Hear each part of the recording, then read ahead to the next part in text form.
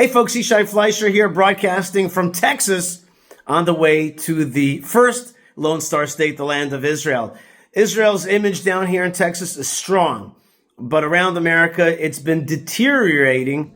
Tucker Carlson was a very strong pro-Israel guy, and when he spoke about American politics, I remember a few years ago, we used to hang on his every word. He was just so fabulous, so clear, but suddenly he changed. Why? Why did he change? Did he have a change of heart, really suddenly realize that Israel is not all that? It's hard to believe because the content of his attacks are really anti-Semitic and full of lies, full of crazy hyperbole. And he has on people who say that Hitler wasn't so bad and it was actually Churchill who's the bad guy. And you have all this kind of like crazy backwardsness that he's spewing. So it's not coming from a place of just some kind of subtle realization. It's a real turn. Does he have a backer who hates Israel? Could be. Is this Qatari, Iranian, Chinese, Russian influence? Could be. Somebody told me that he's got some Pakistani billionaire backing him. I don't know the truth, but I know that he's become a great enemy of Israel. And his attacks on Israel are really of socializing and modernizing all the classic tropes against the Jewish people. I'll give you two examples. One example is that in his interview with Ted Cruz, he asked Ted Cruz, wait a minute, is this Israel, the political Israel, the entity of Israel, the state, is it the Israel of the Bible? And Cruz answered basically yes, but he didn't hit it home. But the point is that Tucker's challenge was to say that the Israel of today is not the Israel of the Bible. And that is a classic trope. That is a classic trope, being like, these are not the Jews. And interestingly, jihadists do the same thing vis-a-vis the Quran. They say the Bani Israel is not the Israel of today. The Bani Israel of the Quran, which have a special status, they're like the children of Israel. They're respected. They have no status vis-a-vis jihadists today because they make a differentiation. They say, no. The Israel of today is not the Israel of the past. And that's what Tucker is doing. He's trying to say, no, listen, the Israel today that you're seeing in the news is not the Israel of the past. And therefore, you don't have to support Israel. You don't have to love Israel. You don't have to pay attention to what the Bible is saying because the Bible is talking about a different Israel and not the Israel that you're dealing with today. Another recent Tucker interview is with this so-called Palestinian nun. Well, what is her whole interview about? That the occupation, that's a Palestinian term for Jewish presence in Judea, of Jews living in the Holy Land. Her way of expressing herself is to say there's an occupation, we Palestinians are being hurt, and specifically we Christian Palestinians. So of course, that whole trope is a big lie. Christians in the land of Israel are defended and protected, and the state of Israel makes sure that they are a group that has a voice and an opportunity and upward mobility, all this kind of stuff. They are indeed oppressed by the jihad, which rules areas under the Palestinian Authority control. That's where they're really in trouble. But she makes it look like, no, we're Christians and we're being violated and abused by the power, Israel, which is the occupying power.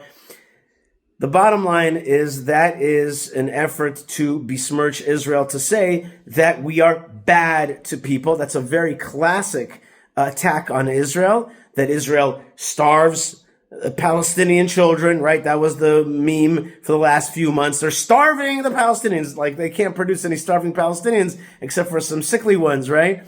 But like, that's the trope. The next thing is, they're doing a genocide. No, that doesn't work because there's no genocide. Oh, they're hurting the Christians.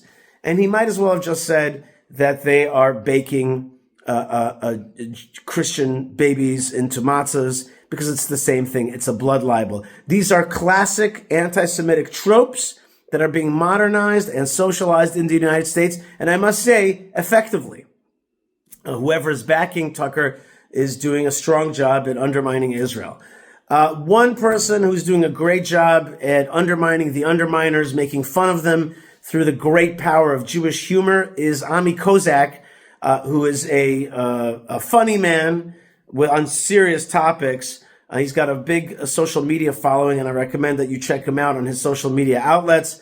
Instagram, he's very strong, YouTube, etc. Check him out. And before you go over to him, let's watch 2 videos of Ami Kozak taking Tucker to task by kind of playing him and showing the absurdity, the anti-Semitism, the lies, and the directed effort to besmirch the name of Israel. This is not a person who's changed his mind, Tucker Carlson. This is a person who has decided to go full frontal anti-Israel, anti-Semitic, anti-Jewish state.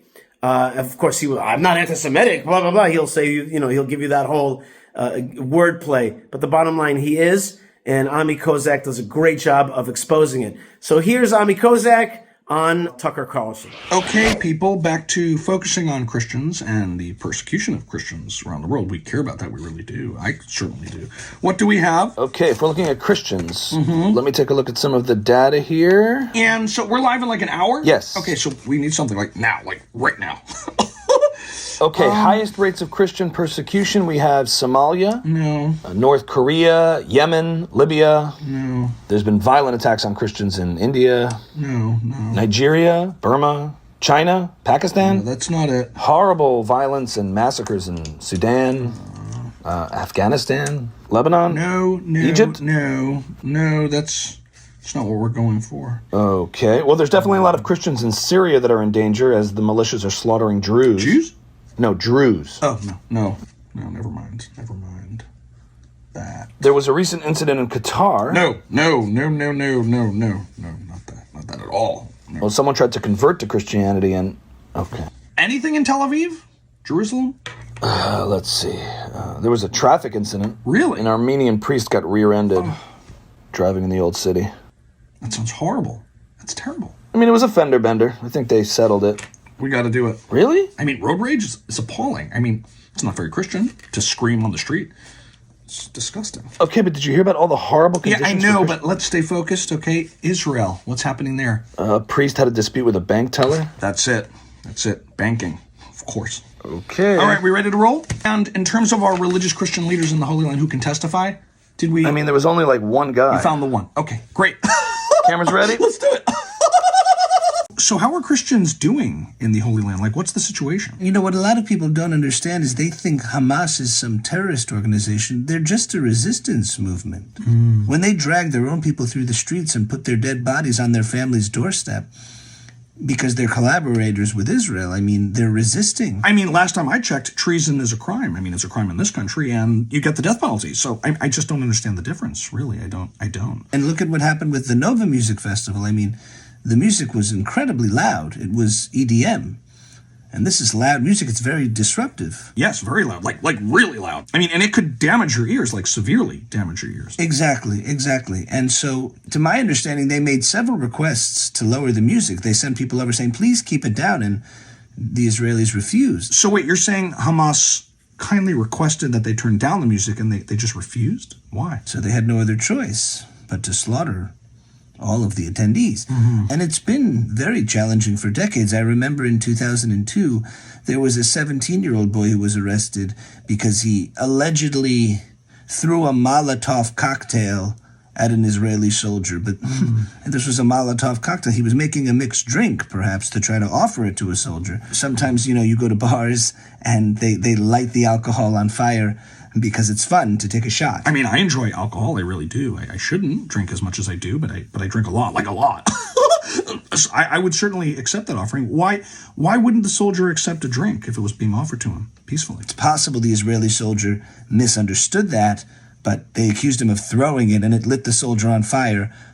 It's nothing you can't just put out with your hand.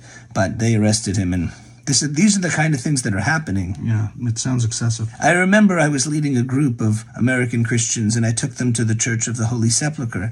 And wait, I thought you said that Christians weren't allowed to visit the Church of the Holy Sepulchre. Shh. Tucker. We're trying to perpetuate a narrative here. Of course. I'm sorry. I was actually genuinely curious there for a second. Like genuinely curious. I'm sorry. Old habits die hard.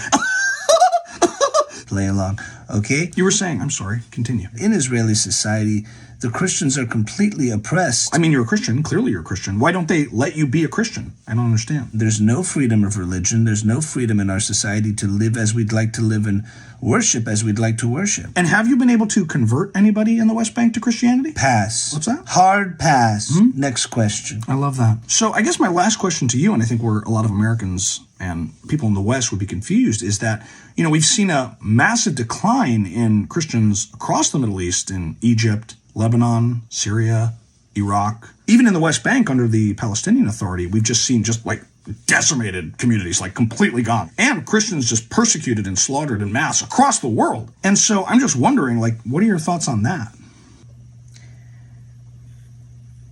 I totally agree. So what do we do going forward? What's the next step? They've been trying to keep this story quiet, and, I guess everybody has their secrets. Oh, we all have secrets, of course. I was molested by a demon. Yes, and I'm a man. It's not such a secret. Hey.